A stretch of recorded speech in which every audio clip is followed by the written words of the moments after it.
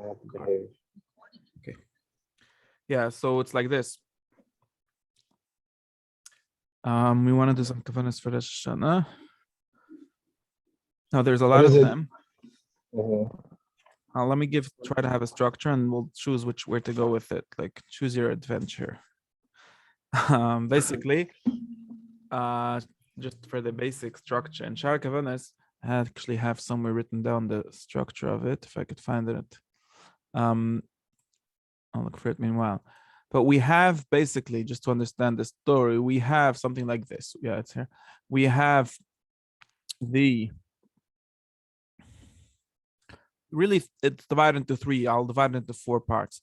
There's the first, what's called the Drush Aleph. It doesn't actually, it's called Akdama. If you look here, you see it says Akdama.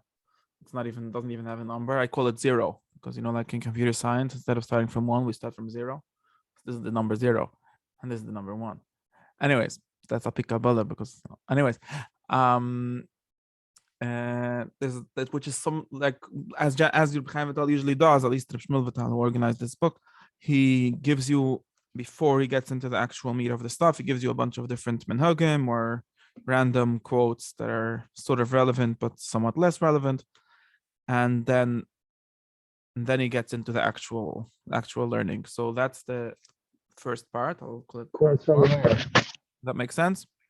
Quotes from where? Yeah, quotes from where?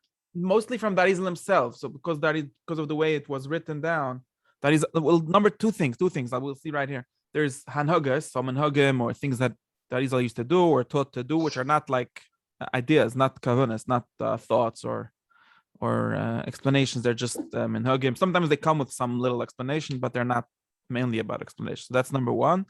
And number 2, I call it ikutim. Like sometimes there's over here you have some, for example, over here you have some parts which Darizal himself wrote.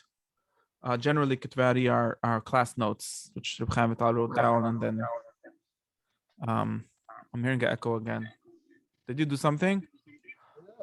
Let me turn off my thing here. No, don't turn off the video. Turn off them. Reb Chaim Vital, I'm sorry.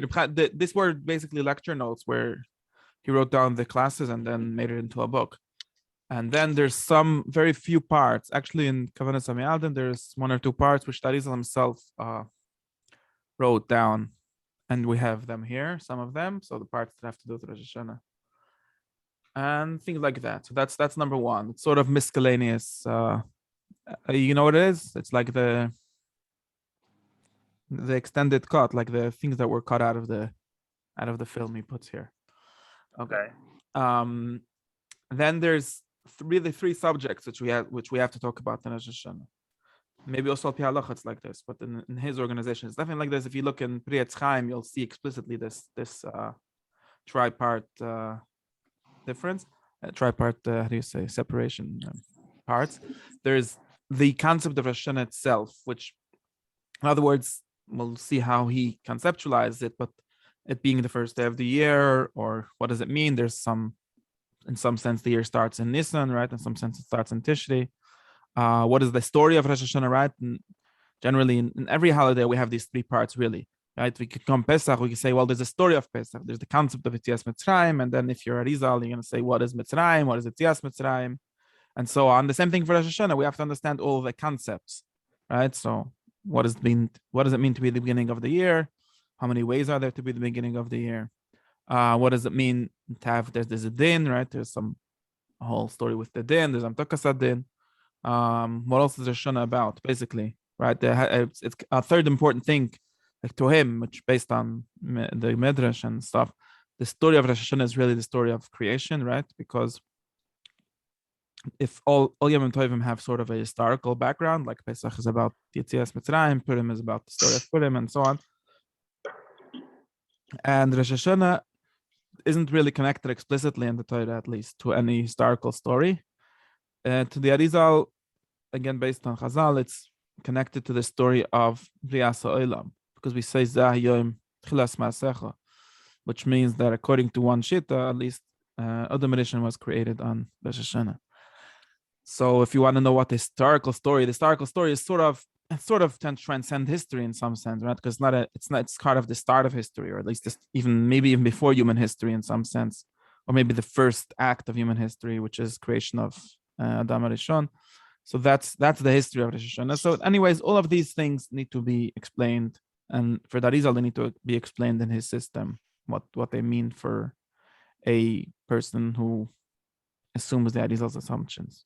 So that's the second part, the very important part, and probably if we would be focused more on the theory, we would be focused mostly on this part. And it probably takes him a long time, like 2 or 3. I wrote down here. Over here, if you look in Drush, let's go back to the Drush. Aleph, Beis, and Gimel, I think, are basically about this. Let me see what I wrote. Yeah, and What maybe is this? if you see here, when they numbered the different parts, there says Drush Aleph, Drush Beis, right? So Drush Aleph says Koilel Ben Rosh Hashanah, meaning general concept of Rosh Hashanah. Then wiki text makes it easier to jump, right? Drush Beis is about why there's 2 days Rosh Hashanah. So again, a general thing. Drush Gimel is the concept of the Nasira. Drush Dal is also about Be'inyan Rosh Hashanah. So it sort of repeats the first 3. So the first 4 chapters, so to speak, they call them Drushim, just numbered chapters or parts, are about the general concept of Rosh Hashanah. So that's one kind of limit, one kind of thing to learn. Like, again, what does it mean? Why is it on this day? Why is there 2 days? All kind of questions like that. Then there's another important thing, and maybe for some people, maybe would say it's the most important thing, which is the mitzvah of Tekiyas Shofar, right? So we have the mitzvah of Tekiyas Shofar, and the mitzvah of Tekiyas Shofar was seen very anciently. The Zohar talks about it at length, and other earlier Mefarshim. Very important to know the Kavanos of Tekiyas Shofar. Tekiyas Shofar has a meaning, interesting, in some sense more than other mitzvahs. We'll get to all these things maybe at more at length. So basically, the second thing, that's the main mitzvah, right? If you ask a halacha person like the Rambam, what's Rosh Hashanah? He's going to say, well, right. Tshuva even. Yeah, but tshuva is, the Rambam made tshuva is one meaning of shofar, but Rosh Hashanah doesn't say tshuva. I mean, no, I'm saying shofar is the meaning also. Yeah. Of, the meaning of tshuva. Yes, for sure. But that was right. So the meaning of shofar is very central because we talk about it as tshuva. The Rizal has probably his own way of understanding that. But yes, so the meaning of Tekiyas Shofar, which is the mitzvah of Rosh Hashanah, like we talk often. At least one of the ways of organizing things is in say which mitzvah is it, right? Pesach has the mitzvah of eating matzah, Sapirtiyas Mitzrayim, things like that, right, and so on. So Rosh Hashanah, the mitzvah is Tekiyas Shofar. It's called Yom Teruah, right? The midday of Tekiyas Shofar. So that's the second thing that needs a lot of explanation. And the third thing, right, I skipped the number 0. So the fourth thing, or the third thing, is the tefillas. So again, this is true for every Yom Tov, has certain different Haisufas in tefillah, different Nusach tefillah. For Rosh Hashanah, this is actually somewhat special because we spend a lot of time doing davening on Rosh Hashanah Yom Kippur. So there's a lot to speak about, and the Rizal has a lot to say about the Kavanos of that and the meaning of that and how to actually do that. So Atkan, does my structure make sense? Yeah, I didn't make up the structure. It's explicit in Pretz Chaim, as I said. And interestingly, in each of these parts are very important. So we can't really skip any. I'm just going to try to go in order just because I'll know where I'm up to and wherever we get to. But these are the 4 parts of that we should think about. Is there one that you think is more important that we should? Sounded like number 2. Number 2, meaning the actual concept of Rosh Hashanah. Mm-hmm. Yeah. Okay. Yeah. If you're a seichel person, then that's the most important. But if you're a mitzvah person, then the 3rd, 4th one is more important. If you're a like tefillah person, so because I'm a You haven't said anything about. I mean, what is there any tie to the others or not? What? If there's a tie I didn't do that. And if there's a seder, you're saying according to previous. I don't know why. So is there a seder here, or is there? I don't think. I mean, generally, the only seder, and here the order is sort of general, then Tfilis, and then Shofar. I think if Pri Chaim, it's the opposite. I'm not sure where we could look. Pri Chaim, there's also in Wikitext somewhere. Okay, let's just take thing one at a time. We'll start in since I'm a teacher, I have to know where I'm up to. I'm just gonna start in the beginning, which is at number 0, and also gives me an easy way into like I don't know, it's not showing me whatever. It's not showing me the order, and Seferi will probably find the order because after it's time. Yeah, what I'm gonna do is start in the first one, which has sort of a little of each, and see if we can understand. Some of the parts are harder to understand because they lack a lot of context, but it's worthwhile to just do that. It's also easy, so I'm gonna do that. I just wanted to show you. Let me see if I could find the Fritz Chaim structure. So what is it? So to begin with, what does it mean, a kavana? Wait. We start in the middle. I'm gonna get to that. Yeah. So the Shara Hashana, Shat Files Hashana are the same order. You see, Shara Hashana, Shat Files Hashana, and Shara Shofar. So he the same order as Net Shara Kavanos. We're not doing Kavanos so quickly. Actually, we will. Let's read a little and let them speak to us, and then does that make sense? Because sure, I like traditional, and it makes me know where I am. Okay. Where are we? The first. Okay. Wow. So how are we gonna do this? Let's try.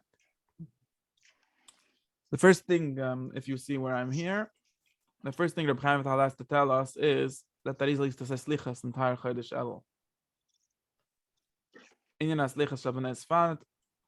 So this Reb Yid, I don't know what it means. Yochanan Yaakov, or I think Sagis told him that he saw him saying it mila b'mila matziver. I could give you a whole class on this line if you really want.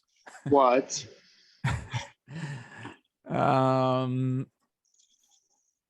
Because you want to know what Kavanos are.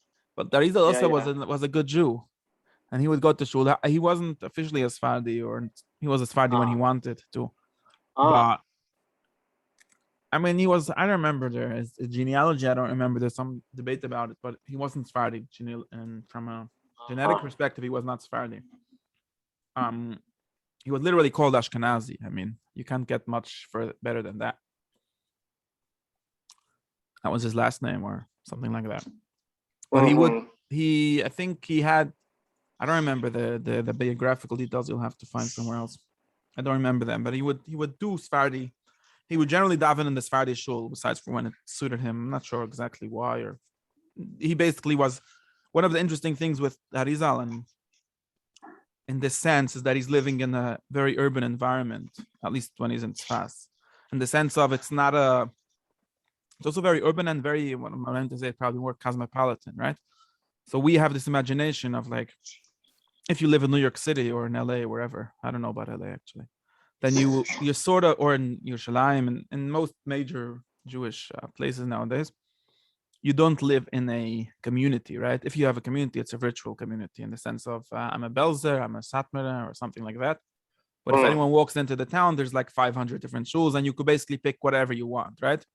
Like yesterday, I asked someone a question, a halacha question. I need to make a bris.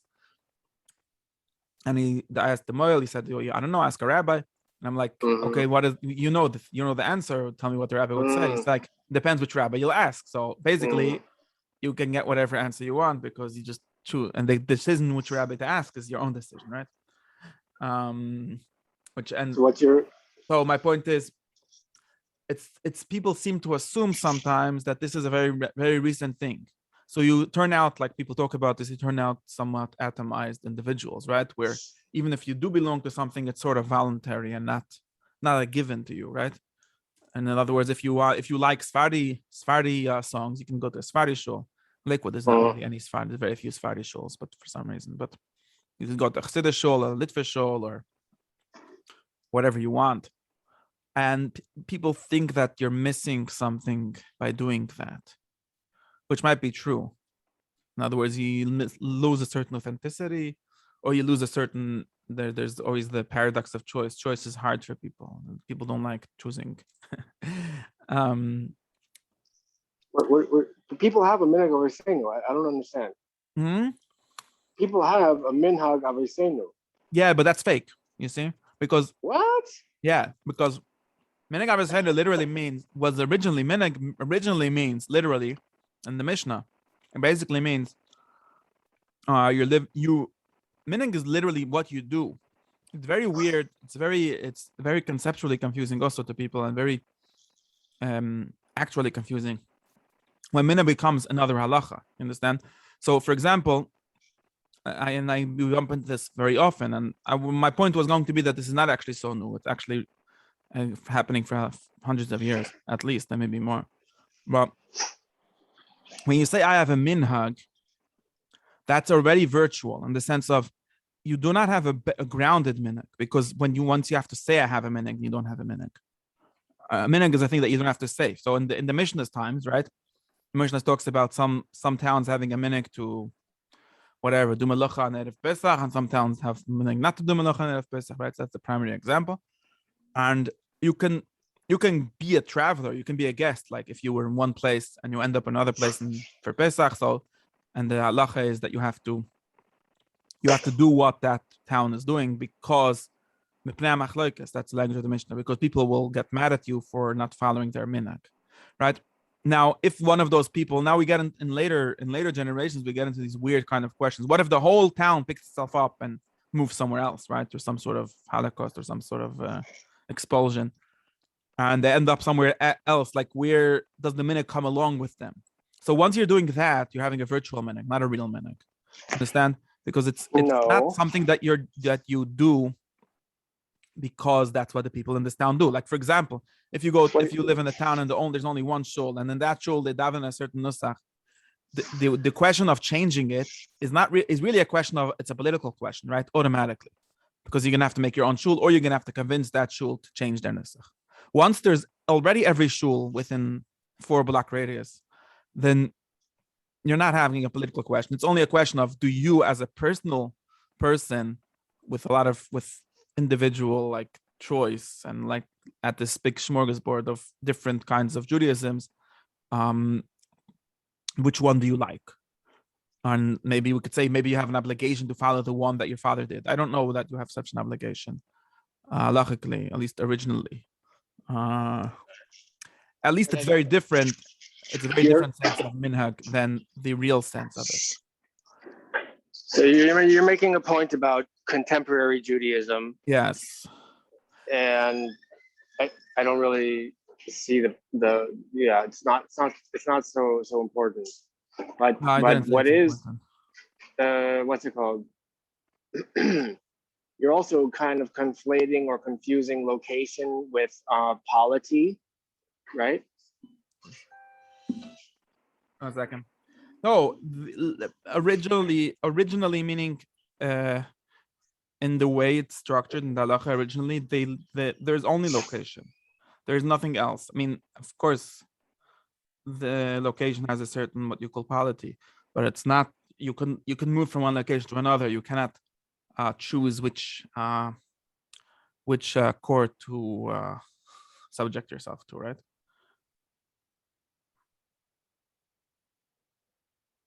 Yeah, that's what I'm saying. That's your mistake. Is like it's. I don't think it's. It was ever that black and white. Like I'm getting to that. I'm just telling you, giving you a sort of how I'm in.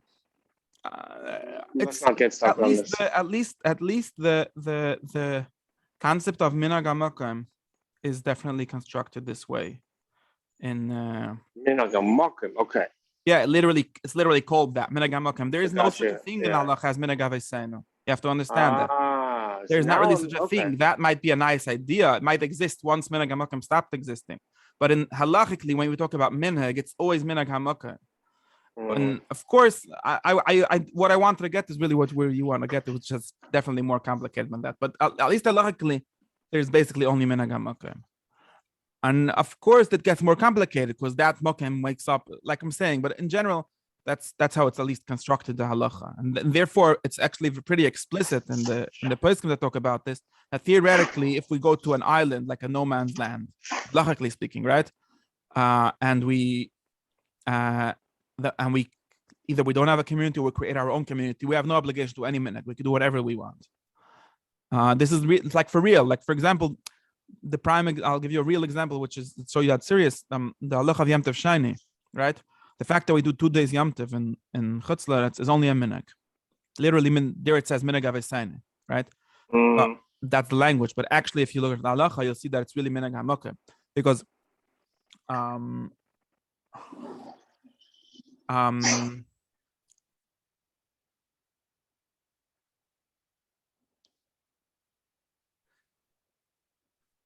sorry, I just have to answer my wife. Because again, the halacha. So I'll tell you why. So actually, there's both there. I'm just gonna tell you where I see my side. We're totally distracted here, but anyways. I know. We could drop it. It's fine. I'll get back to it in just a minute, but I can't. So if a person from Eretz Yisrael comes to America, the halacha is he has to keep 2 days, at least publicly, right? What he does personally is another question, but he definitely needs to keep 2 days of Yom Tov, and the reason being because of minhag hamakeh. Because over here we have 2 days, and I know that you might not have, or you might not even have. Doesn't matter. This is over here, and basically people will get mad at you, right? If you come with your car to shul on second day Yom Tov, like they go, seriously, that's not what we do. But if you're outside of town, right? If you're in, there's like a Tchum Shabbos, some kind of shear like that, then you could do melacha. So if you go to the airport or whatever, something like that, you're allowed to, because it's not a Jewish yeshuv. How do you call it? Not a Jewish settlement. So kind of it's a no man's land, halachically, minhagically speaking. So therefore, you could do whatever you want. You could stay with your own minhag. I'm just showing you that even though the fact now, it's true that the entire chutzlaretz might need to continue doing their minhag because their fathers have done it, but it's different than saying that what obligates a person that comes there that doesn't have that minhag is not as okay. Maybe I'm confusing things. Okay, let's go back to where I am. Oh, what I was saying is what? No, I want the interesting point that I'm gonna make here is that in the we could argue about this somewhat halachically. There might be some sense of again. Who's Sagish? Okay. Who was I don't know. Like, 1 second. No. He was mentioned together with the Ritva and the Ran. No, that's someone else. This was a person that knew the Arizal. It can't be. Haris Sagiz is, I don't know. We could ask Google as everything else. He must have been one of the. He was one of the Arizal students. I don't know who he was. Okay. The Shlomo Sagiz, no, I think his name was Abiyakiv. Sagiz is last name. Yonason Sagiz. Yonason Sagiz. I guess you say Sa. Maybe it's Shah. What do I know? Yonason Sagiz, I think. It doesn't. I don't see information. We could look in Avivi's book. He might have information about him. Oh yeah, I found here. Lambo Emmer McCarthy. Yeah, he's quoted other types from Minhagim and stuff like that.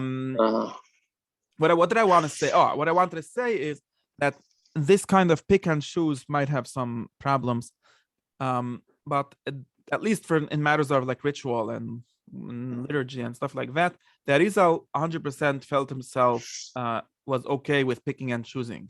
He was not worried for minhag avoisa very much. That's why in later generations that we have the big controversy about Nusach HaTfilah with the Chassidim and the Misnagdim, and the Chassidim saying they're basing themselves on the Arizal.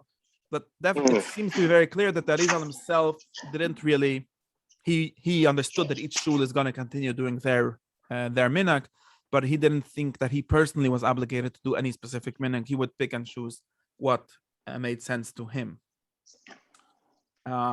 That's one part of it, one side to it, and there's some value in that. In other words, of course, being a very broad in this way means that you could learn from everyone, right? You can say, well, this is not my minhag. Well, it might be a good thing anyways, or there might be something value to learn. That is generally a very although we might the Mechaim has different attitudes sometimes, but the Rizal generally is actually an extremely smorgasbord style person. He likes to learn. He's lamed mekhalodam. He likes to learn from everyone, and he takes pieces from all kind of places for his ideas, and for his minhagim. So apparently, the Rizal would say this very slichas with them, mila b'mila. And okay, so that's one thing. That's one point that I had to say about this line. Another point is that that Israel was a very great person. I mean, and at least the way he's presented and to us by the Chaim Vital and others, he would do things with great intention, with a real mastery over his mind, and know what he's doing. But he was not a, let's say it like this, he might have been intellectually a revolutionary in some ways, although that's how he's understood by many of his readers. But he was not some kind of like I just said, he might have picked and choose in some ways, but he had a lot of respect for tzibur, like he says over here, mila b'mila emat tzibur. He had a lot of respect for the idea that if you walk into a shul, you need to be sort of silent and follow along what the Shlech Tzibur is doing, follow along with the people. He would not go in someone's shul and just do his own thing. Like many, like later Hasidim have this kind of attitude where they're not really part of anything. Even when they do have like a Hasidic shul, it's each person in his corner just doing his own thing. And that is for all of... That's an interesting, like the flip side of being open to all minhagim. It's very interesting. At least the picture you get from this line is like he's walking in and is like, for whichever reason he chose to do it to a whole month, and then he sits down and they're saying, chanting whatever they're doing, and he chants along and he says a lot of I think it's a good practice, at least for people like me that don't really like that. It's at least a good idea. Like sometimes maybe that's what I was gonna say. Like that's the first thing in Rosh Hashanah, to be able to do something mila b'mila emat tzibur is a very big. It's a very useful thing because it gets you into the mood. It can get you into real hasagas also, but it's a useful thing, and especially for Rosh Hashanah, there's a whole drush in the Zohar about b'sleich ami anochi yeshaves. I don't know if the Arizal quotes it ever, but it's brought down in many places in Nizar and Parshas. I don't remember. The Zohar talks about it's a medrash on the Isha Shinamis, that the story was that what was the story? She did a favor for Elisha, right? She let him sleep in her house, and Elisha was telling her, "What can I do for you?" Right? He said, and the language he says, do you want me to speak to you for you to the king or to the general, something like that.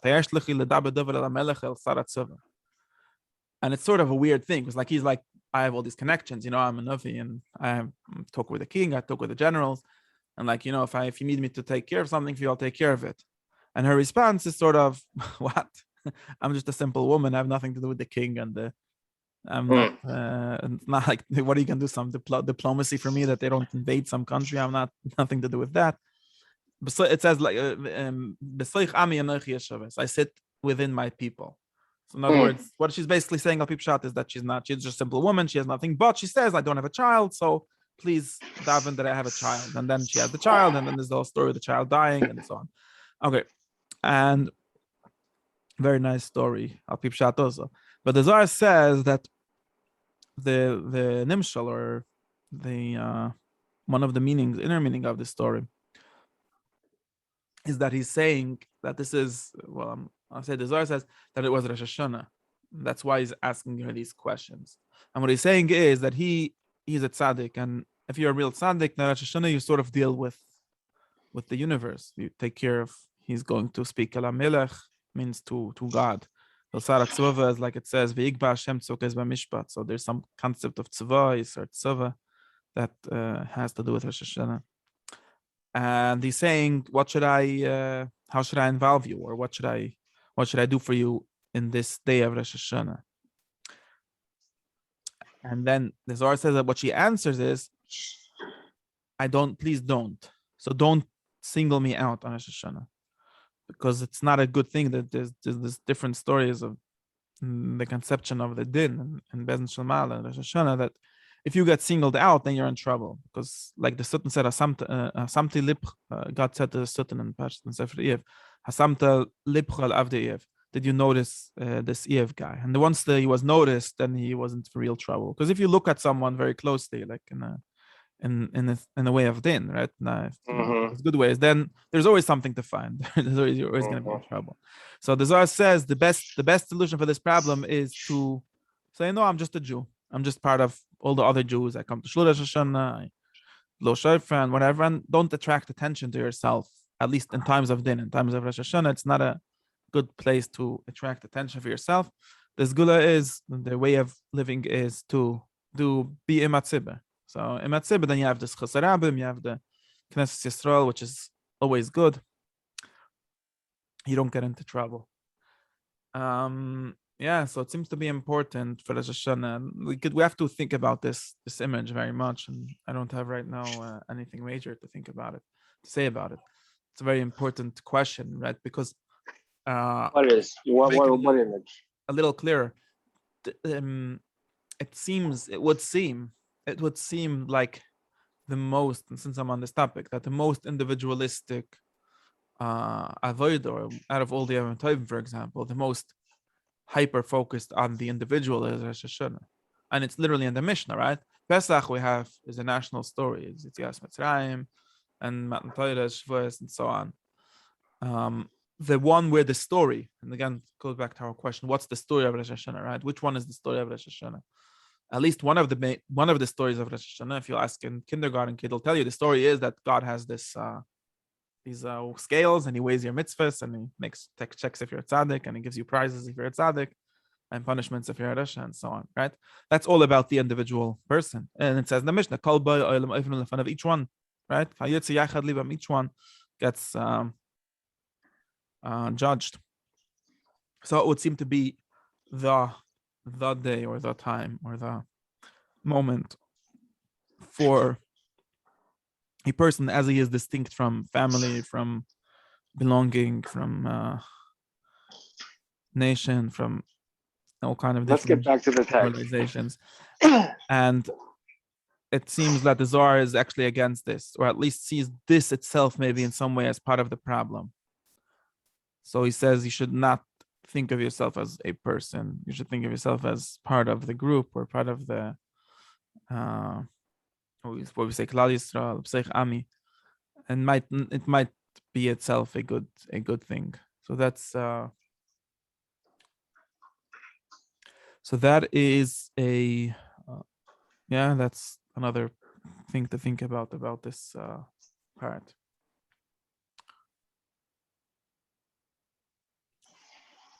Okay, Let's that's the look first at the minute. text. You want, if we do it now, I'll tell you what is going on, but I'm gonna have to skip it somewhat because it's gonna confuse us very much. We'll read a little bit because you wanted to know what is Kavanos, and other things like that.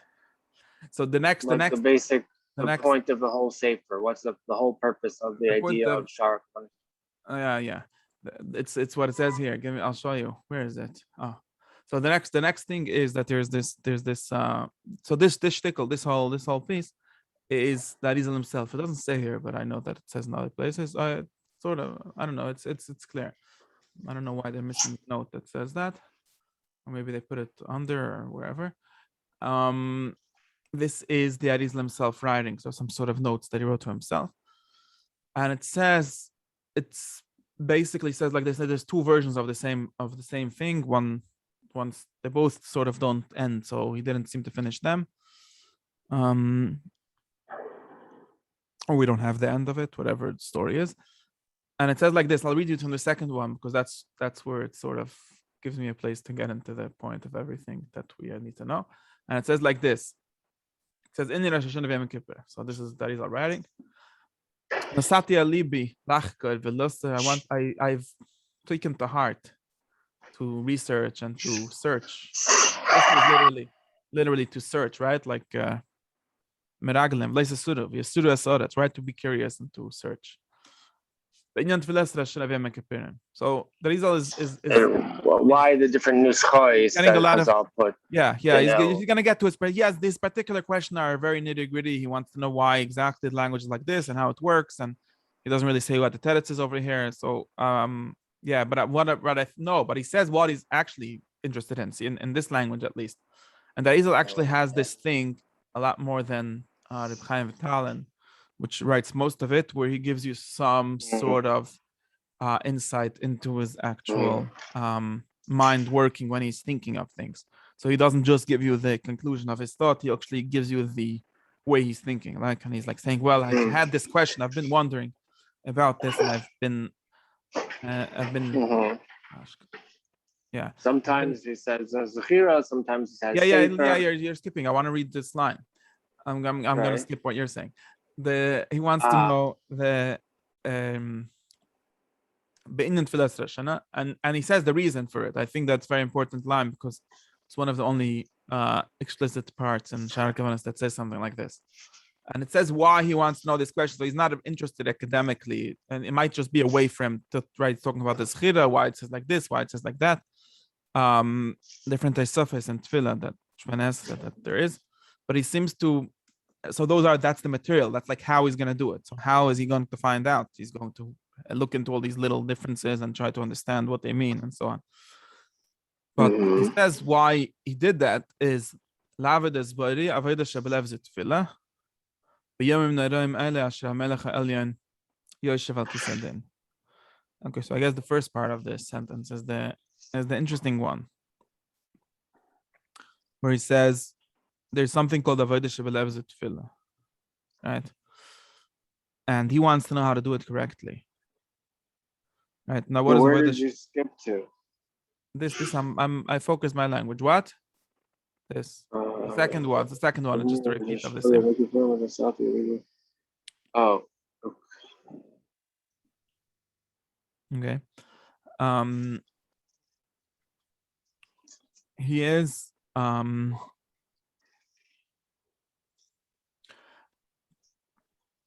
where am I? Here, he starts with the same, he just adds this language. That's why I'm interested in this one. What is avodah shebelev zit tefillah?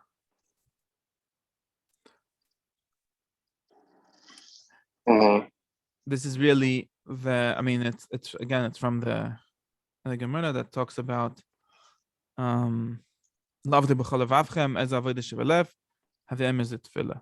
Right, so it's actually very, very interesting. What is the simple thing that it says in the Gemara? Something like this.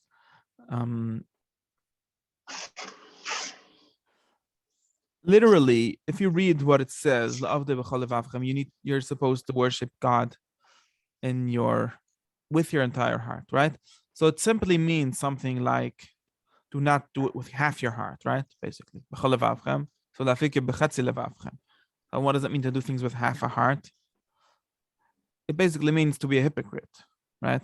It means to come to Avodas Hashem one day, and then in your backyard you have some Avodah Zarah or something like that. So that would be not b'chol levavchem. And if you read, this is language goes through in Tanakh many times. Avodah b'chol halev, b'chol libo. It basically means fully, really, or sincerely, or authentically, but in the very basic sense of not doing it fakely, which means a faker, in other words, someone that's like the Navi says, you can do something beloy lev, right? Beloy lev, or bepev beloy belev. Called it echad bepev, echad belev, right? Or I'm trying to remember this language, chatzi lev, but that's how I'm conceptualizing it. Or you could say something like Besfiv, yeah, that's the pasuk that we all quote. Besfiv v'sfasav kibduni v'libo yirochak mimeni. So you could be over Hashem bepeh, not belev, right? But al pi pshat, in the first level of that, it just means the things that you do. So what is love lahavidas Hashem? It means do mitzvahs. It means come to his Beis Hamikdash, come to his shul, do his things that he tells you, and don't do it unsincerely, right? Unsincerely meaning don't at night go to Avodah Zarah and by day to shul and pretend nobody noticed. Things like that. Now, Chazal wanted to read it a little sharper than this, because that's simple pshat. Because they said there's something called avodah shebelev, in other words, avodah which is only belev.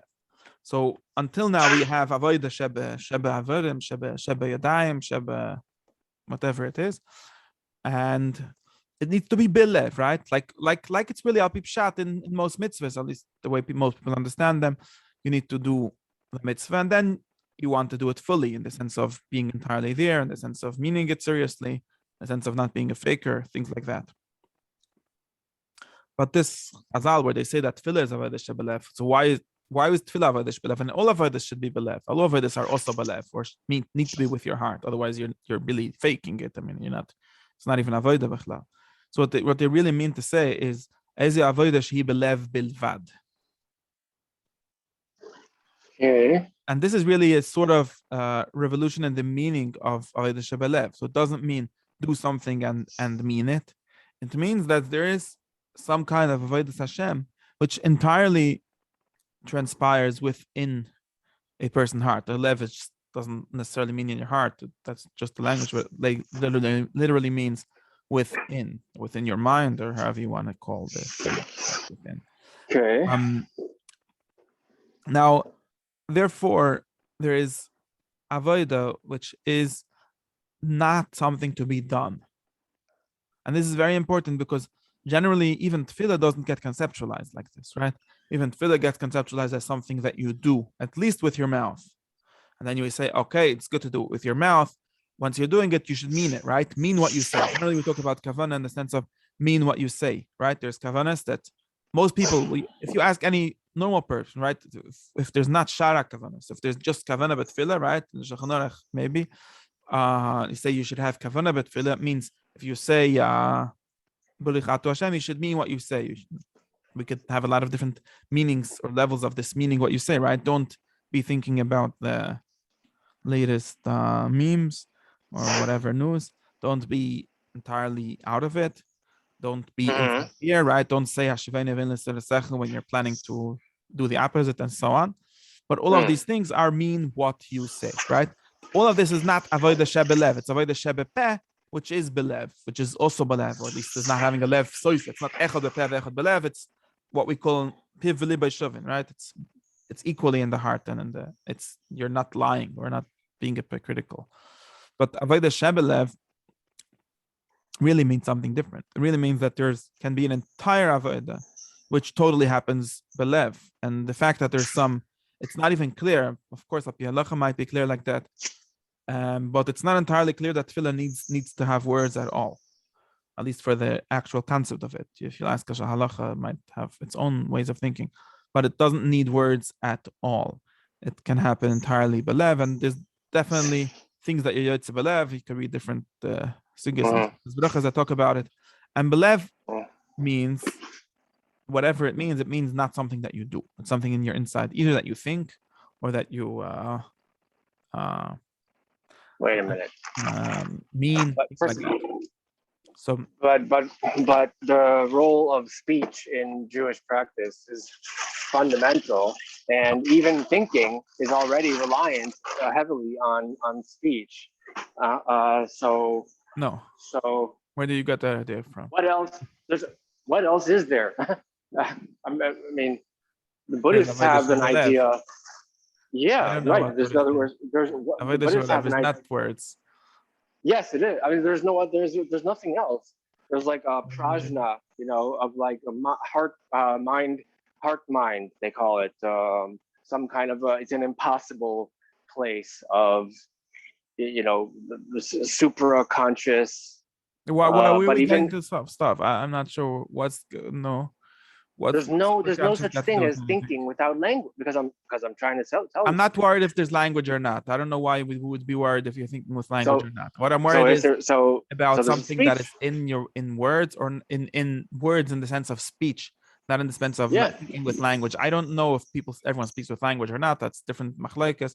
It's not a machlokes. It's a question about the reality, and it doesn't seem to be so simple like this, because you're thinking in concepts now. But basically what they're saying is that it doesn't start with speech. Of course not. There might be words. I'm not worried about there being words. I'm not worried about that kind of level of things. Might also be things which don't need words, or not entirely clear that maybe images, or maybe there's another discussion. I'm not thinking about this discussion. All I'm saying is that there's something which is weird, what tefillah is supposed to be. Now, maybe at some point it became more about words, and then we say, well, when you say those words, say them with a meaning. But that's not what this Chazal seems to be saying, and that's definitely not the way the Arizal and others understood it. They definitely understand it as something that really, the essence of it is entirely internal. In other words, you don't need internal to the person. That's all. Now you're flying to different levels of things. No, I mean, internal in the it's an sense that, idealized. in the sense of nobody would need to know about it, right? And nobody in the sense, and nobody has different levels also. But again, the basic sense, try to keep things very simple. In the sense of nobody needs to notice that you're being mispelled, right? This is very different, at least from the literal simple way of thinking, where there's always going to be some words happening, and maybe even if, and it might still be true, but that's not the point of what we're saying. And I think that getting this is very important, because otherwise you start asking, otherwise nothing really makes sense at any level in Kavanos, and when you say Shara Kavanos, right? Because it all begins with saying that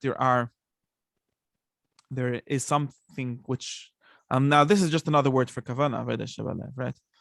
And just literally means the same thing, because the word Kavana we get from this halachic language, which talks about Kavana and the Masa, or Kavana and Dibra, and so on. So again, if there's a avodah that's belev bilvad, I think that this point itself. See, you start right away jumping extremely how would I say, deeper level stuff, which only get us confused. I'm one of the things I'm noted. Everyone knows this, right? But one of these kind of things that are not helpful. I think that kavanas are extremely simple. Everything is extremely simple, and maybe I'm not being fair here. Maybe it's a lot of practice. No, I'm just saying that I'm hearing an idealization. Idealized nature of prayer is no. I'm talking about speech. That. I don't think it's so. No, action. I'm not talking about beyond speech. I don't know where you got this word beyond. You're not talking about beyond speech. You see, that's what I'm saying. I don't know anything. I'm not saying anything about beyond speech. I'm saying just simply think. That's why. Because this is a confusion. This is a very good example of something where you're identifying. But internal just means extremely literally. Just like there's when you could be walking in the street and thinking about whatever you want, nobody would notice. That is all I mean when I say internal. I don't mean anything more than that. I don't mean feelings. I don't mean being in some consciousness, like all the kind of very fancy words and states. I don't mean any of that. All I mean is what kind of, I would say words, right? And because words, what kind of words? I don't mean anything more than that. I don't need it to be more than that. I think quality, more than enough. But there's different kavanis. The kavanis have different teichas. What other qualities does it have? It's a mental, discursive type of deal. So I'm just, again, I'm at the minimum. I want to be clear with the minimum of things. I don't want to, because this is a very good reason, because you start, because it gets us into so many different problems, different sort of impossibilities. And the second thing is become impossible, or becomes what Chassidish language likes, but call like big madregas, or are you there, or is it possible, or do you need 20,000 years of practice to get to it? I don't think we're talking about that. Maybe it's true, but things are good, but they're not helpful it's not helpful. Let's see what was not helpful. It's helpful. It's not helpful to identify the most basic things with that, although they are identical, and ultimately maybe, but it's not helpful to identify it, because then you're sort of just not there. It's not, I don't find it helpful. What I find helpful is actually to think of things as extremely, extremely, extremely simple. As simple as, what I'm getting at, I think that belief in that simple, taking that simple, clearly simple thing seriously, seems to be the biggest obstacle when I, at least for myself, when we talk about these kind of things. In other words, most people, now let's try to disentangle this for a second, if I'm going to make sense. To most people, when I tell you, I mean, the Rambam talks about this very explicitly in several times. To most people, if I tell you that let's try the things. There is a real avodas Hashem, which consists entirely of thinking thoughts. And thinking thoughts, again, in the most minimal definition of that, not having big, huge concepts in your mind. Just, you know what thinking thoughts is. Everyone knows what thinking thoughts is. That's all. Not having concentration, none of these words. a mundane meaning of thinking thoughts. You're thinking thoughts, right? You think thoughts most of the day. Most people have an internal dialogue for the most of the day, or at least for a lot of it. Just that's a world in itself, and that just like there's avodas Hashem, b'maaseh, right? There's actions. Actions are very. Everyone understands actions to be mundane, right? I just do things, so I could drink a cup of water, or I could put on tefillin. They're both very. Everyone, right? Just am I being clear enough? When I say just put on your tefillin on your head and your hands. Now, of course, if you have certain associations, you can say, well, that you mean to say I should be meshabed samech v'salev. Do you mean to say I should? Wait, you ran away. Do you mean to say some whole shtickle Torah? Do you mean to say?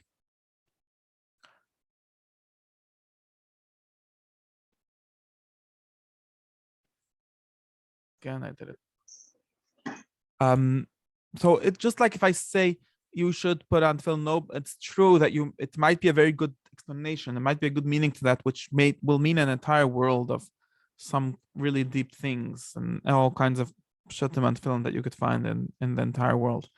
But that's not what I mean. Everyone understands what I mean is the mundane meaning of that. Take your hand and take the thing out of the bag and put it on your hand.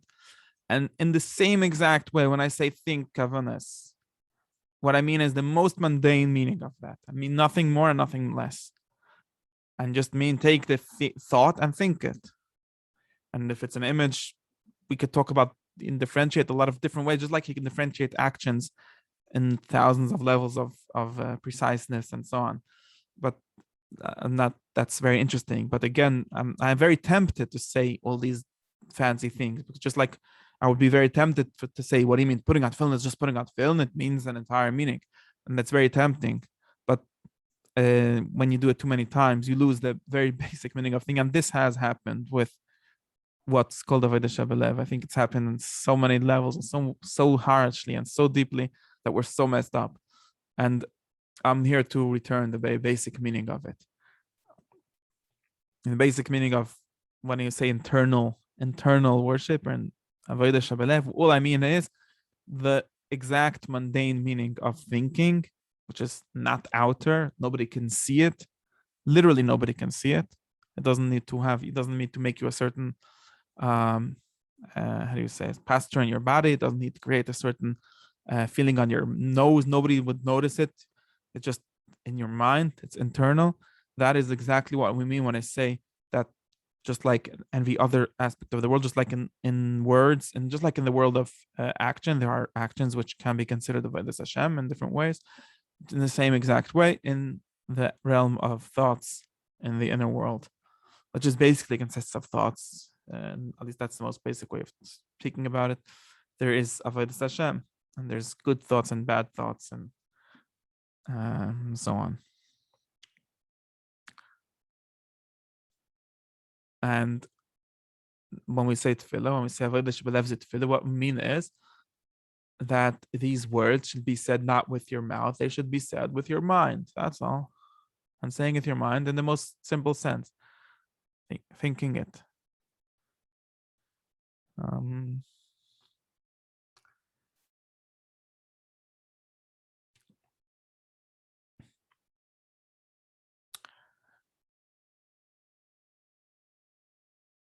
And it's really important to me to read it as thinking. And we could differentiate this. Again, I'm very tempted to do this, and I've done it other times, to explain what it would do to you and how it would transform you and what it would actually mean. And all these things are extremely tempting and but then you lose the basic access to it, which is extremely simple, which is just a thought, literally just that thought. And it literally works. Now, a thought takes literally a millisecond to think. So then, well, what are you going to think the next second? Think it again, or continue along the path of thinking the next kavana or whatever it is. But people very often have this kind of image of like, what do you mean? Kavana has to mean, well, being in some state of consciousness. And they generally have a very outer image of it, just to be very clear, right? Generally, if I say kavana, you would think of someone with some sort of face on his face, some sort of expression on his face. When everyone has different ones according to whichever picture you saw, either it looks very whatever. I'm not good at pretending to have expressions. I'm not gonna do it. but you usually going to imagine it as a certain expression on a certain face or a certain posture in his body, and so on. Now, all of these things might be useful ways to pray, and there's halachas about which posture you should have, maybe even on your face. I don't know, and all these things might be useful. But the moment you say this, then you're like, your imagination, your association with the word kavana, with the word good thoughts, is some person that you once saw in some picture or some image or some imagination of, like, standing with his eyes closed and like entirely in some other place. And that state is a nice thing, and it's very tempting to make it mean that, but it doesn't mean that. Kavana just means the thought, just like when you anything, like there's a halacha that says when you go to the bathroom you should not think of divrei Torah, right? Head hitter of divrei Torah, and that doesn't, it means literally a thought on that level. We're not talking about don't be in a state of some state of mind or whatever. Just I'm just using this halacha to show you that to be able to take seriously your thought. And most people seem to have a problem just with taking that seriously. Because, like, if you're in an entire state and there's a lot of images, a lot of outer images to that, then okay, they understand that it's serious. But if I tell you, well, it's literally just a thought in your mind, just like there's halacha for these level of thoughts, literally, you're supposed to, and of course the halacha recognizes that it might be hard and you might not have entire control. So of course, once we get into this, we can start talking about how to control. And but again, this is making things way too fancy and too complicated. In the most simple sense, there's a halacha that says that it matters what kind of thoughts you carry in your mind. If you're in an unclean place, right, the place where you don't dignify it with having lofty thoughts, with having thoughts of divrei Torah, at least, whatever the exact halacha means, and so on. If you're and this is just a very good training, or a very good, it's a very good place to see how it matters what thoughts you literally have in your mind. The same thing we have hiravayra, right, which just means bad thoughts. There's a lot of different concepts of thoughts being good and bad, which we could show from halacha. And I think that that's literally where kavanas start, at least. So if I say, and I'm going to get back to this, if I say be mechaven, I don't know why we have to assume that it means something more than think this. And maybe if the kavana is an image, it means visualize this. Or maybe if it's an idea, it means thinking in the way you think ideas. Maybe it's just a word, it's thinking in the way you think words. But everyone knows all these basic things. You really know this. Of course, if you come back and you say, well, I tried, but it took a split second, and what do I do next? Okay, that's a good question. But the split second is great. And this is another thing which we don't take seriously enough, where it seems to be very hard for people to believe. Like you say, okay, for example, I just want to make this clear, because when people ask this question about Kavanas Arizal all the time, and I've thought about this so much, and I have so many different fancy explanations, and this is the real simple explanation, which is also accessible to everyone, and so accessible, and the biggest madrega is really the simplest thing. If I say, people say, well, you could take, of course, it's easy. It seems, people ask, it seems too easy. Like you could take a Siddur Ashash and just people flip the pages, what they say. And okay, let's see, you have to read all the words. It doesn't take so much time. So sometimes people ask a question. So what's this Rebbe or someone that was davening for 5 hours? What was he doing? And so on. He said he was doing Kavanos. So it must be that you say that you could do the Kavanah in a split second. You're not doing what he was doing. So you're doing something wrong. And I think that this entire thought process is wrong. Not to say that whatever that people are doing for 5 hours is a bad thing. But the moment you associate the Kavanah with something that takes 20 minutes, firstly, it's definitely not true. If you read Kavanah study, you see it does not expect it to take 20 minutes. It actually expects it to be instant. So that's a textual proof. But it's also true in practice. It's also true. And they're really, if I think why people don't, it's just because they don't believe that a split second thought is worth of being called avodah shebelev. They think that avodah shebelev must mean something, what I would have to say the correct word, more external, something that I could feel. Okay, if I'll take one thought and have concentration, if I could concentrate on it for 10 minutes, then I'll probably get certain feelings and certain associations with that, and maybe that's what kavanah is. But just take the Shem Havai and think it for a split second. It literally takes a split second. So what's wrong? Why? And like people say, well, that's easy. That can't be what Arizal is meaning. It must be something deeper. And I'm sometimes tempted to say, okay, it's easy. So I guess you do it 30 times a day, right? Because it's so easy. Turns out it's not actually easy. Or at least maybe the hard part is just taking it seriously. It's easy in the sense that it's simple to do. But most people don't do it. Even the people going around and saying, "Oh, you people with the Siddur Hashash are just doing you're just doing easy stuff." Like that's not what it's really about. But he doesn't even do the easy stuff. Maybe he's doing something else. Maybe he thinks not speaking about specific people. But if it's easy, then that's great. What's wrong with it being easy? Just think it for a split second. And a split second of thought, and the world of thought is again another thing. When the moment you take seriously thoughts as avodas Hashem by themselves, not as bringing you to certain states, that might be a good thing, but not as that, not as adding to meaning to the action, not as any of these things, just as thoughts at themselves. And I'm giving you almost like a Kabbalah's oil kind of way of thinking of thoughts, just like most Orthodox Jews do mitzvahs just as they are in the most mundane sense. You can do thoughts just as they are in the most mundane sense. Of course, thoughts have nature to actually create transformation, but one of the big blockages for this transformation is taking it too seriously and right away expecting it and so on. And if you could just have the Kabbalah's Olaf thought and you say, no, I don't know anything, I'm just going to be mechaven, and if it takes a split second, that's great. And that's the nature of the world of thought, that it takes much quicker than in a certain sense, right? Of course, to think on a hot and entire shtickle Torah will take you long, but to think words takes quicker than to speak them generally, right? So it's obviously the world of thought isn't stuck to time in the same way that the world of words is, or the words of action, right? To build a house takes a few months or whatever it takes, a few years. To talk about it, tell the story takes in half an hour, and to think about it takes a split second. And this is not because thinking is worthless. I mean, it's worthless if insofar as you want to affect the real world, you're gonna have to do the work. But if you think the opposite, if you think that the real world and world, at least in the inner sense, is the inner world, is the world of thought, and that split second, and you're amazed by this. In a split second, I could think what takes for you 6 hours or 6 years. And that's an amazing property of the world of thought, which philosophers have noticed for a very long time. And it sort of shows the elevation of the world of thought from time and place, which the worlds of action and speech are stuck in, and to a much greater extent. And the same thing is for avodas Hashem. And I think I'm gonna finish here this class because it's important enough. Avodas Hashem takes a split second. Avodas Shabbat. And Tefillah doesn't have a share. And so often we have the opposite picture. Like if you daven bechitzonius, if you daven without avodas Shabbat, you can do daven quickly. And we have this image, and it's so persistent in our minds, this image, and it's just false. Again, there might be some reasons for it being, and there might be, and so on, but it just in the actual definition of things, in the simple, basic reality, it's just false. We have this, and it's so hard to get rid of it. They say like a simple person davens quick, but a big tzaddik who has kavanah davens takes them longer.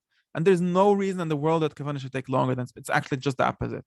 Kavanah doesn't take time. I mean, it takes some time. We're not literally outside of time, but it doesn't take close to the amount of time that speech takes. I mean, if you want to say the whole Shemona Esrei and you want to say every word, it takes you a few minutes. There's no shortcuts. I mean, you could skip half of the syllables, but that's the only shortcut you can do. If you want to say all the syllables, it's going to take you a few minutes. And if you want to think the whole thing, you could think the whole thing without missing anything in like 30 seconds.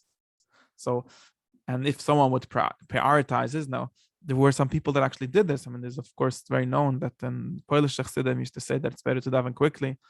And there's different traditional Chassidish certain people that would daven extremely quickly. And for some reason, this is not, most of the people that go around looking for avodas Shabbat don't buy this theory. And I'm not getting into practice. Different reasons for practice is looking different and so on. But then I think we need to believe this reality. And yes, kavanah takes a half a second, a split second, and that's how it's supposed to be. And that's because it's more valuable. Just like a piece of diamond is more valuable than a piece of coal, and it's much smaller because each part is much more valuable, much more potent. The thoughts are much more potent, and they're more potent. Of course, this potency gets expressed. You will see, and if you do it, and again, it's going to change you. But expecting for it to change you is what's blocking it. If you think Shavisi Aval Negdi Summit, it's so simple. And the Kabbalistic explanation of this, right? The Kavanah explanation of this, which Shavisi Avai and not understand or anything, take the Shem Yud Kavivka and visualize it. You could associate it with, there's thousands of ways of visualizing it, it. Just the most basic one, visualize it. Now, how long does it take? Like I just did it 3 times within saying this sentence. And if you do that, or whenever you remind yourself, or whenever, you could do it like 10,000 times a day. Of course, that would change you. Or you could do it 5 times a year. And if you're consistent, just like anything else, consistency changes things very much. But it's just going to accumulate in some sense, and it's going to change you. And by doing things that are extremely easy, and the Rambam says that one of the hardships of Avodas Hashem is that people don't believe how easy it is. You need to believe that it's very easy. Kavanos are even easier than that's what I'm saying. Kavanos are easier. The people that are doing Kavanos are having an easier job than the people saying all the words. And of course, once you have the Kavanah, it might be even easier to say the words too, because you associate the meaning with them and you associate the Kavanah with them. That's the whole thing. So therefore, and just to finalize, get back to where we were, and therefore, just to explain the Arizal's way of thinking of it, therefore, having specific thoughts to think is important, at least for the Arizal's. I mean, of course, he has an entire system. I'm just trying to keep it simple for today. Because we often get this question, and try to explain. We ask a question, what is Shara Kavanas? What are the Kavanas for? So of course, if I tell you what's Kavanah B'Tefillah for, you don't generally have this question. Because of you say, well, for example, if Rosh Hashana is about Malchus, or it's about Tshuva, so the Kavanah is to do Tshuva, and all the words are about doing Tshuva. And so to speak, the work of doing Kavanah, how do I have Rosh Hashana B'Kavanah? How do I do Tshuva B'Kavanah? Is you do introspection, you do meditation, you do learn something, whatever you do in order to deepen your sense of doing tshuva, deepen your sense of trying to be closer to God, deepen your sense of trying to recognize that God's a thing, however you want to explain it. Now that is generally not something doesn't lend itself to a lot of particular words generally. In other words, that's not there's no whole siddur to write down. Be mechavan this today and that tomorrow and that and this word and that word. It's all very general, very undifferentiated in some sense. Do tshuva, and it's all mostly located in some sort of inner being or in your soul, whatever that's supposed to mean. And when people open Shara Kavanas, they see it not talking about things like this at all. It's not talking about how to be more sincere in your tshuva. It's not talking about deepening your sense of anything. It's just a bunch of words. People say, okay, either this is much higher than what I think. So maybe for some people, this is their deepening sense of what everything is. And since I'm not that, so it's obviously not for me. That's one. And all these interpretations have long traditions. I'm just giving my opinion. Or this is much lower. This is, I don't know, some Mekabalim have some reason think that davening is doing math and gematrias of Shemes and stuff. And obviously what I'm doing is real work. It's real Avodas Hashem. It's changing my inner attitude to things and so on. Now, what both of these thoughts share is that they don't seem to take thought seriously, thought in the mundane sense. Either you think only being in some state of being, flying in some Eilam Atzilas, that's interesting, or only something very literal, something that you very deeply, extremely felt in your psyche, in your psychology is real. But just having a thought in the most basic sense, they don't take that seriously. And Arizal definitely does. And he definitely thinks that if you have a bad thought, you should fast 500 days just for having a thought. Obviously, a bad thought doesn't mean an entire state of mind. It just means a thought. There's different kind of bad thoughts of kas, thoughts of different things. That's just what it means. And the same thing when it's a good thought, he literally just means having a good thought. And since to him, the content of that thought is important, of course, there's not just a general undifferentiated, like I say, be mechavan Hashem avai, that's very undifferentiated. That is generally, and this is something that we could give a lot of classes about also, that Rizal generally thinks that the more differentiated, the more particular you are, the more precise you're going to be, the more correct you're going to be. So you need to have the correct kavanah. Having the correct thought is what's going to give you the correct meichin, the correct shefa, the correct enlightenment, the correct part of the world that you need. Because of course, in general, things are very easy, but all real wisdom of the world is particular wisdom. All real wisdom is how to act in very specific situations or what very specific things mean. Because he's going to tell you there's a different kavanah for Baruch and a different kavanah for Atu, and a different for Hashem, and a different for Elikani, and a different for Melech, and so on. And each one of these, and a different one for Rosh Hashana, and a different one for the second day of Rosh Hashana, a different one for Sunday, Monday, for every day, and especially every Yom Tov, and so on. For every mitzvah, there's a different kavanah, and that's a different thought. And you can't say, well, in my view, everything is just about having Yiras Shamayim, so there's only one thought. Yes, that's because you're not speaking in the world of thoughts. You're speaking in the world of feelings or in the world of actions or whatever it is. In the world of thoughts, it's very important which thought you have, and it should and if I'm going to give you instructions to have certain thoughts in this word, certain thoughts in that word, and therefore, if you write how he starts, I want to do avodah shebelev, and I'm skipping the second part of the sentence, right? In other words, I want to do it as it pertains to these days, and the Yom Neroim, and there's Yeshiv al Kisadin, and all these things need to explain what they mean. They all mean extremely precise things, but I want to do this, and therefore, what I'm going to do is I'm going to focus on very nitty gritty words that say in the Siddur and try to get their meaning and try to get the kavanah of them. And that is how I will do avodah shebelev, the tefillah b'yom neroim.